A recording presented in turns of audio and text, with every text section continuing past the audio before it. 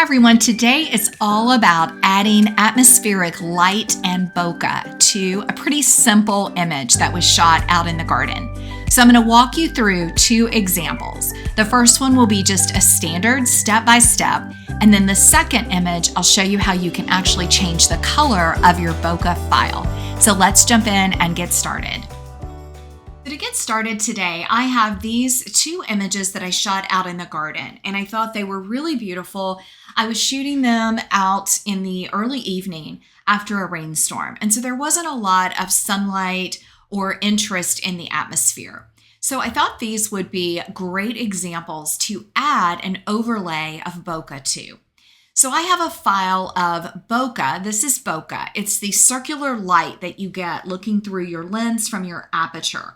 And you can create these yourself when you're out in nature. You want to turn your camera or your lens to manual focus and turn your focus dial until you start to see these light circles. It works when you're shooting into the sun, and I like to shoot towards trees or flowers or anywhere where the light is being filtered. So I have files of these images. You can also purchase them online. You can also find them on sites like Unsplash. And I thought it'd be really beautiful to add it to this image, just like the image of the tulips that you saw earlier. Okay, so to get started, first thing I want to do is duplicate my background layer. So Command or Control J will get that done for us. Next, I'm going to go over to my bokeh file, and let's go ahead and rotate this file just to make it easier for us. Next, I'm going to grab the Move tool, and I just want to drag and place this on top of my image. Now you may get error messages or these kind of target depth messages. It depends on the file that you have, the color space of the file, but it's nothing that's going to injure or hurt my image. So I'm just going to say okay. All right, so now we've got this here, and I'm going to stretch it over my image. And I'm going to reduce the opacity to about 50% or so. What I want to do now is place this bokeh kind of where I want it on the image. And we can then stretch and modify it kind of as we go. So I really want it dancing around this side area and kind of coming down the flower a little bit. So I'm just going to modify that. You can continue to transform, make it bigger. You could also make it smaller. If you only want it in certain parts of your image, you can do that. So if we only wanted it on this kind of side, I can mask all of the rest of this off. So I think that's going to look nice. The next step is you want to change your blend mode. Now you can leave it on normal, but for the most part, I like to reduce it to another option.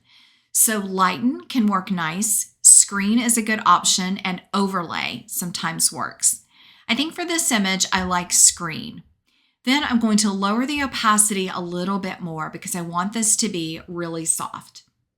Next, I'm going to grab a mask. So we've added the mask to the bokeh layer. So we've got it on our bokeh layer. We need to then use black paint with our brush to remove the bokeh where we don't want it. I'm going to go ahead and start with my opacity all the way up, and I'm just going to remove it off of my little delicate flower petals, make our brush smaller, and just kind of come in with it. Don't get too close to the edges. You don't want to create like a halo effect. You want to keep everything really realistic and beautiful.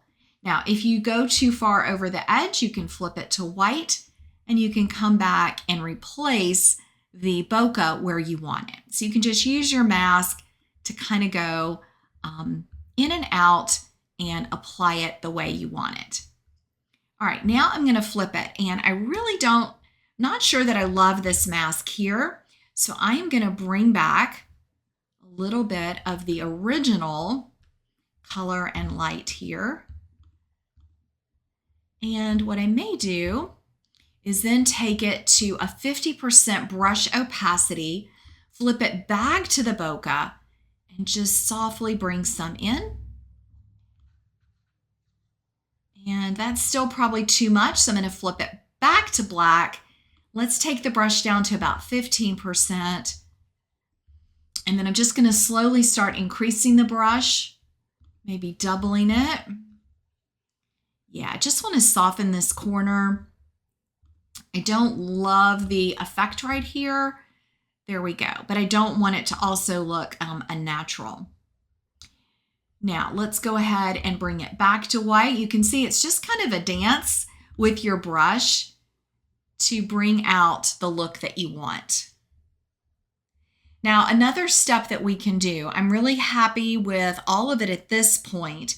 I'm still not sold on this corner, but I think what I want to do is do a stamped layer, Command Option Shift and the letter E, and then I'm going to grab my favorite tool, the clone tool. I'm going to clone this area right here, click your Option key to select, and I'm just going to bring it over and pop it in here. Let's get it down here at the bottom just to make those sides resemble. And then I'm going to pop some in here. Now let's take the opacity down, maybe keep it about 40% or so. And I'm just coming in to kind of make those areas a little bit more balanced. All right, and the last thing for this image is I do need to crop it. I really want it more center justified. That is going to take away some of that bokeh. I could leave it and let's move it this way and get the image a little bit more on the rule of thirds. And then we've got that nice negative space. So let's do it like that. And we'll just do generate to clean up that edge. There we go.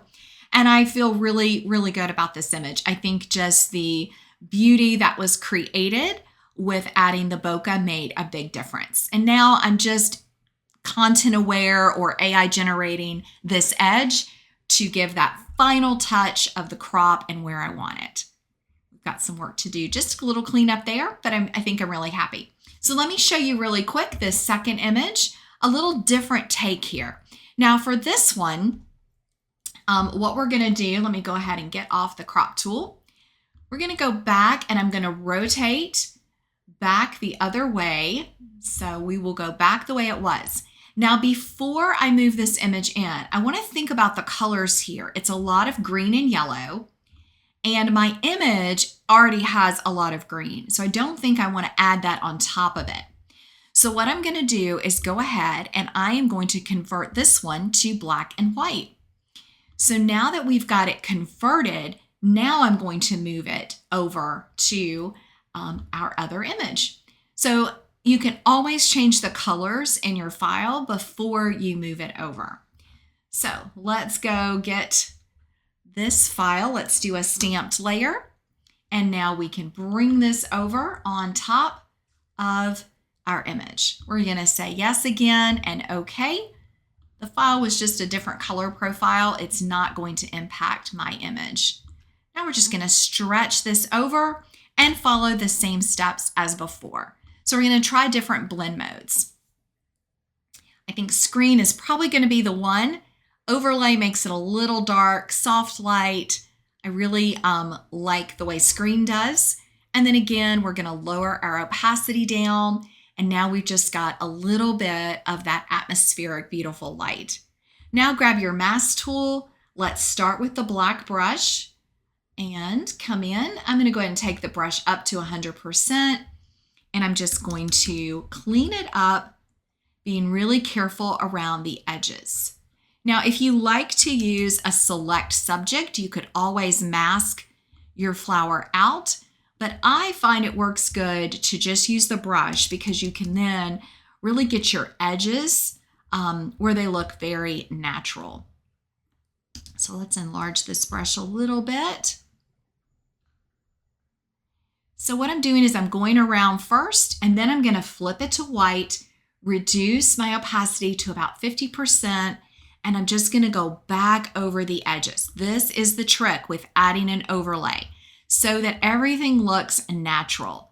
You want that softness on your edges, and then we've got all this beautiful bokeh around it. And I'm going to keep it keep it on my stem. You could decide to take it off your stem if you wanted to, but I love this one, how it's underneath the flower and then coming around. Now, if you wanted, again, you could mask some of this off. If it's just a little too much for your style, you can come in and remove some of that, especially down here at the bottom. We can take our opacity up even higher, and you could just take some of that off if you wanted to have it just kind of coming around at the top of the flower. There is nothing wrong with that. Whatever you like, you can then flip it to white, reduce your opacity maybe to 50%, and bring some of it back, but in just a really delicate, gentle way. So I hope you have fun playing with bokeh. I'm going to add this link to this bokeh file in the description of the video. You can get it, actually, this one off of Unsplash, and so you could try it in your images. Thanks so much for watching today. Click like, subscribe, and let me know if you use this bokeh overlay. Thanks, everybody.